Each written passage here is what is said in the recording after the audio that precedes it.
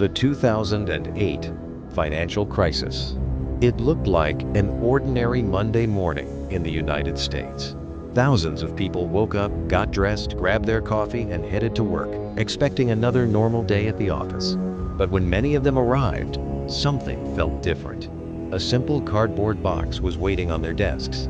Within minutes, they learned they no longer had a job.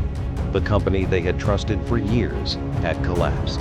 That company was Lehman Brothers, one of the largest investment banks in the world.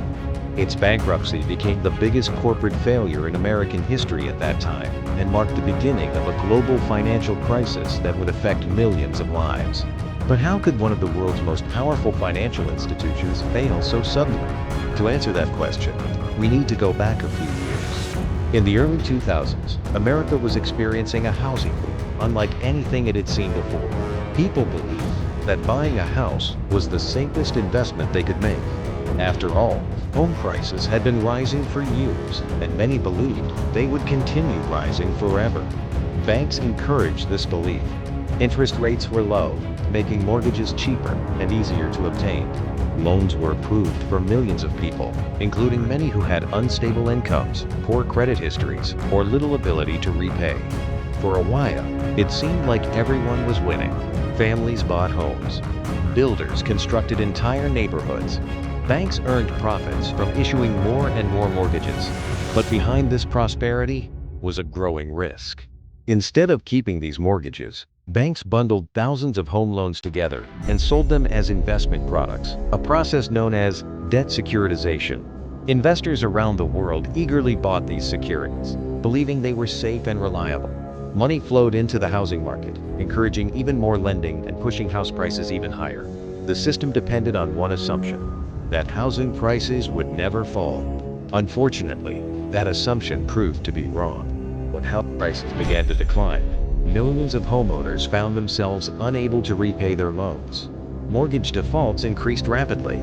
The securities backed by those mortgages lost their value. Investors panicked. Banks stopped trusting one another. Credit markets froze. And the financial system, built on confidence, began to collapse. The first major victim was Lehman Brothers. On the 15th of September 2008, the bank filed for bankruptcy. Employees walked out carrying cardboard boxes. Stock markets plunged. Fear spread across the world. This was no longer just an American crisis. Banks in Europe had invested heavily in the same mortgage-backed securities. Asian financial markets also felt the shock. Global trade slowed. Businesses closed. Millions of people lost their jobs, their homes, and their savings. To prevent an even greater economic collapse, the U.S. government launched the $700 billion Troubled Asset Relief Program, while the Federal Reserve injected trillions of dollars into the financial system to restore confidence and stabilize the economy. Although the recovery took years, the crisis left behind one unforgettable lesson. When excessive risk, poor lending practices, and unchecked optimism replace sound financial judgment, even the largest institutions can fall.